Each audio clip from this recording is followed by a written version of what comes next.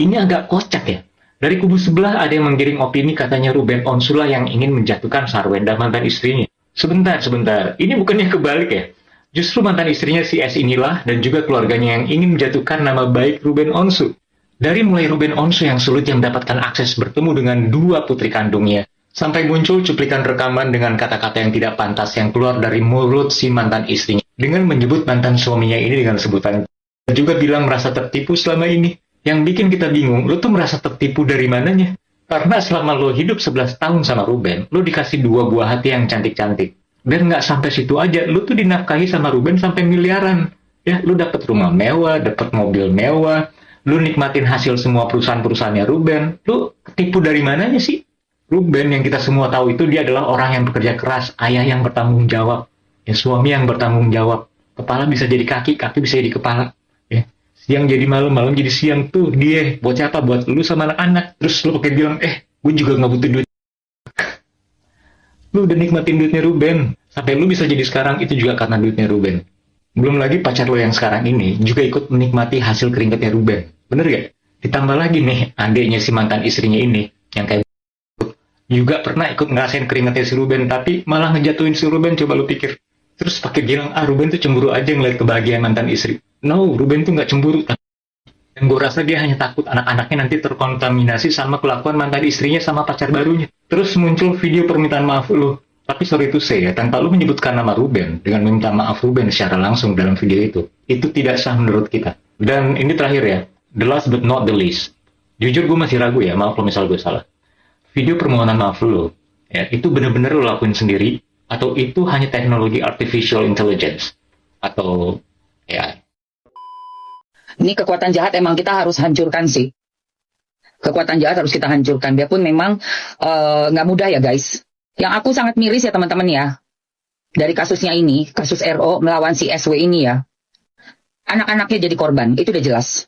Anak-anak kecil yang seharusnya tidak tahu menau dan khusus konsennya untuk belajar aja, untuk sekolah, untuk menyerap ilmu pengetahuan, ilmu agama ya, pastinya kan harus punya basic dong. Itu jadinya kocar-kacir. Kenapa saya bilang kocar-kacir? Karena di rumah itu, notabene rumah masih bermasalah ya, dipakai untuk live kerja.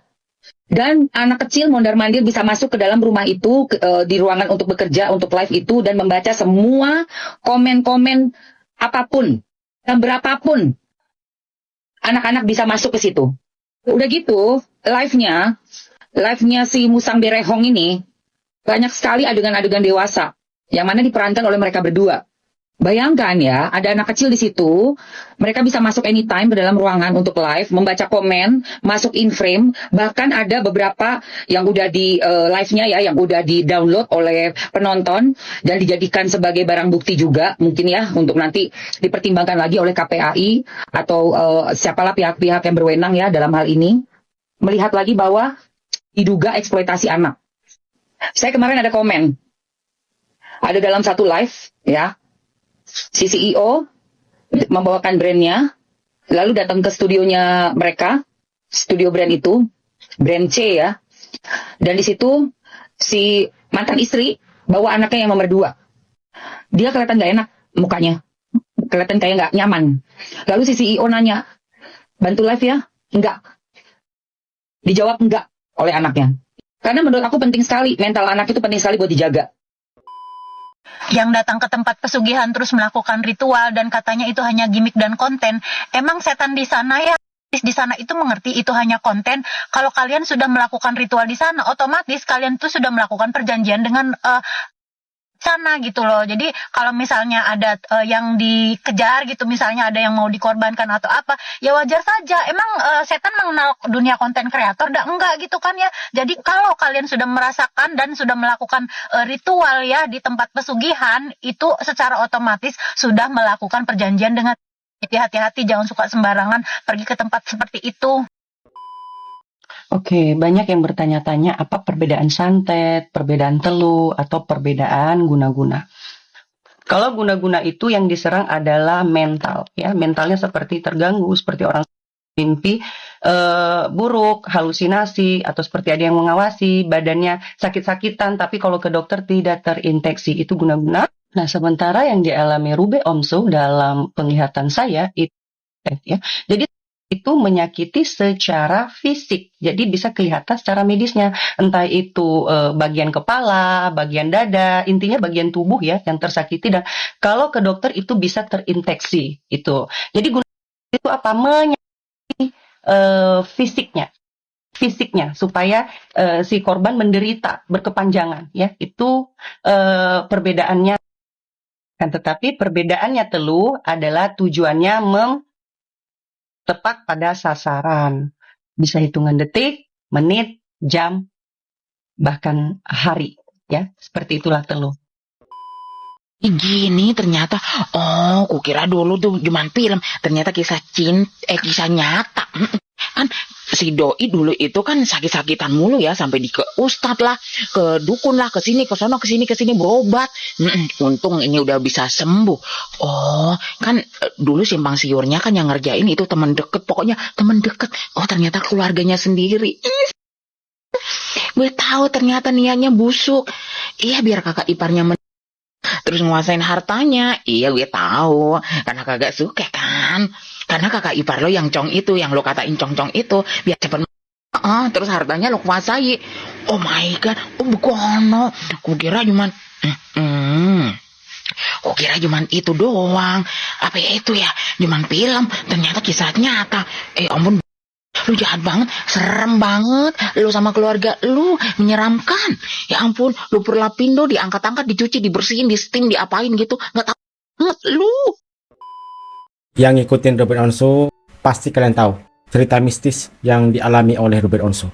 Cerita mistis tapi nyata dialami oleh Ruben Onsu. Kita sebut apa itu? Dan kalau kalian penasaran, silahkan ke YouTube-nya Raditya Dika. Di situ Ruben Onsu menceritakan semuanya tentang peristiwa-peristiwa mistis yang dialami. Dan di YouTube-nya The Onsu Family, di situ juga Ruben Onsu menceritakan semua pengalaman-pengalaman mistisnya. Dan di sini saya meringkas beberapa poin pengalaman mistis yang dialami oleh Ruben Onsu.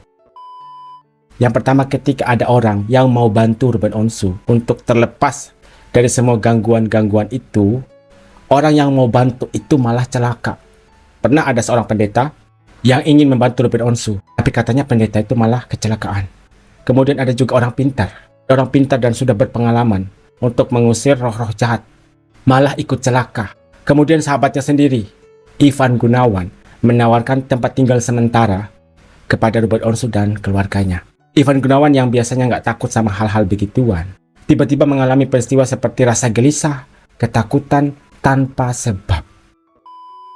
Kemudian ada lagi momen pada saat Ruben Onsu berpulang dari kerjaan, mau mandi, tiba-tiba ada darah keluar dari bagian paha dan bagian punggung, padahal nggak ada luka sama sekali.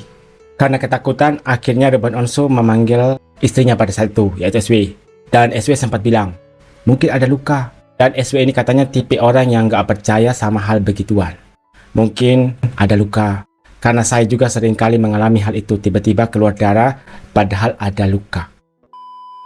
Lalu ada yang berkomentar, ingat ini ada yang berkomentar, bukan saya yang bilang. Dan cerita si SW itu seperti sedang mengalihkan pembicaraan.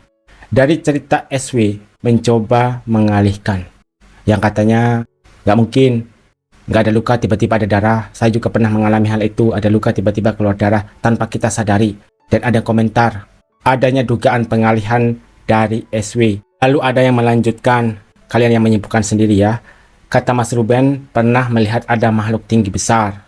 Uniknya SW-nya nggak kaget, reaksinya kayak biasa aja gitu. Berarti di sini ada beberapa kemungkinan yang terjadi. Yang pertama, mungkin SW bukanlah tipe orang yang penakut. Yang kedua, SW bukanlah orang yang percaya sama hal-hal mistis. Kemudian ada lanjutannya itu, iya ada ular, ada darah, listriknya mati, tidur di mobil. Kalau saya sih pasti stres, harus pindah rumah kan ada gangguan mistis. Tapi kok dia B aja ya, dan sok positif reaksinya. Ada yang komentar lagi nih guys, anehnya si SW tidak pernah mengalami kejadian mistis. Dan kalau diceritain sama Ruben, responnya selalu biasa saja. Kemudian terkait pernyataan dari Ruben Onsu, mantan istri saya biasa saja. Nggak ada rasa ketakutan, nggak ada perasaan kaget. Lalu ada komentar, berarti memang dia tahu. Tahu apa nih kira-kira guys? Kalau emang beneran nggak tahu, pasti ikutan panik dan takut banget. Kok dia malah biasa saja? Kemudian ada narasi ini dari si mbaknya tuh, konten ritual di tempat pesugihan secara tidak langsung sudah ada perjanjian dengan SETAN. Mungkin tujuan Anda itu untuk konten, ritual sambil ngonten. Tapi kan makhluk yang di sana itu nggak paham soal konten, gimmick. Yang mereka tahu Anda datang ke situ karena ada maksud-maksud tertentu. Kemudian ada perjanjian. Perjanjian itu kalian harus tepati. Ada pengorbanan yang harus dilakukan. Bisa saja orang terdekat, orang yang paling Anda sayang, atau ada objek yang ingin kalian metongkan. Karena objek ini tidak berhasil, akhirnya si penunggunya ini terpaksa meminta korban lain yang harus menjadi TUMBAL. Kemudian ada Mbak Niar Mariana Daci, pernah bikin video tentang Ruben Onsu pada tanggal 29 Maret tahun 2024. Saat itu ada yang meminta, Kak lihat Kak Ruben dong sebelum terlambat. Dan menurut penglihatan si mbak ini, katanya Ruben Onsu itu diduga terkena SANTET. Kemudian Ruben Onsu diundang di salah satu podcast. Dan ciri-ciri yang disebutkan oleh Ruben Onsu sama persis dengan apa yang disampaikan oleh Mbak Niar tentang dugaan adanya SANTET. Kemudian saya baca komentar, katanya pada tahun 2019, Ningsih Tinampi pernah mengingatkan Ruben Onsu kalau ada yang ngirim santet, jadi Ruben Onsu disuruh hati-hati. Kemudian masih ingat tidak Wirang Birawa pernah menerawang Ruben Onsu lewat garis tangan. Jadi katanya ada 4 orang yang ingin berniat jahat kepada Anda. Dan sampai dengan sekarang kan kita belum tahu nih siapa dugaan keempat sosok tersebut yang ingin melakukan sesuatu yang kurang baik kepada Ruben Onsu. Dan di situ kan ada momen saat Ruben Onsunya nangis. Setelah garis tangannya dibaca, kemudian dia tahu kok ada 4 orang yang ingin menjatuhkan Ruben. Dia nangis karena dia tahu sosoknya ada di belakangnya. Kemudian ada yang melanjutkan, nangis karena Wirang juga nggak nyangka orang yang harusnya sayang sama Ruben malah yang paling jahat. SW yang sudah diangkat derajatnya sama Ruben malah melakukan sesuatu yang tidak baik kepada suaminya sendiri. Ada juga yang curiga sama adik kandungnya Ruben Onsu. Ada yang melanjutkan, ingat hanya baca komentar ya, bukan pendapat saya. Ia lebih ke iri karena Ruben lebih sukses katanya. Dan ada komentar di situ, 4 orang yang dimaksud ada sosok J, sosok S, sosok W, yang satunya siapa? Tanda tanya. Kemudian ada momen saat Wirang Birawa memberikan pesan kepada Ruben Onsu. Ceritakan itu pada teman dekatmu, jangan kamu pendam. Di situ sudah kode. Kenapa si Wirang Birawa ini nggak nyuruh Ruben Onsu untuk cerita ke istrinya? Kenapa malah nyuruh Ruben Onsu untuk cerita ke teman dekatmu? Katanya itu semacam kode dari Wirang Birawa kepada Ruben Onsu. Ada juga komentar dari netizen, benar-benar intelijen kelas kakap mereka ini. Clue yang gue tangkap di sini, kenapa dia bilang ceritakan kepada teman dekat? Kenapa nggak ke istrinya? Taunya apa? J sama SW itu seperti ada sesuatu dari dulu. Mereka dekat banget kayak nggak wajar. Dan sempat lewat ada satu video pada saat si J ini seperti memberikan kode kepada SW. Jadi kodenya itu lewat tangan. Mohon maaf saya tidak bisa putar di sini karena pasti akan terkena copyright. Karena itu berasal dari kontennya The Onsu Family. Saya hanya tampilkan fotonya seperti ini pada saat Jody Onsu semacam memberikan kode katanya kepada SW. Tapi entah benar atau tidak, hanya mereka yang tahu. Mungkin kode itu terkait apa yang menjadi pembahasan mereka saat itu karena ada Bertrand dan Ruben Onsu juga di situ. Tapi Wirang pas ngusap tangan Ruben terus langsung ngelihat ke arah mantan istrinya. Netizen memang jeli sekali ya. Sampai sedetail itu mereka menceritakan tentang isi video tersebut. Yang terakhir di momen ini katanya SW tidak terlihat mengusap pundak suaminya. Karena seharusnya sebagai seorang istri memberikan kekuatan kepada suaminya ketika penerawangannya kurang baik pada saat itu. paling tidak sentuh bahu suami untuk menguatkan dan meyakinkan kita bahwa Anda menghadapi masalah itu secara bersama-sama sebagai suami istri. Kemudian ada komentar tambahan di sini. SW dari sini sudah nggak kelihatan tidak mengelus pundak Ruben untuk sekedar menguatkan. Apa tanggapan kalian guys? Jangan lupa tulis di kolom komentar.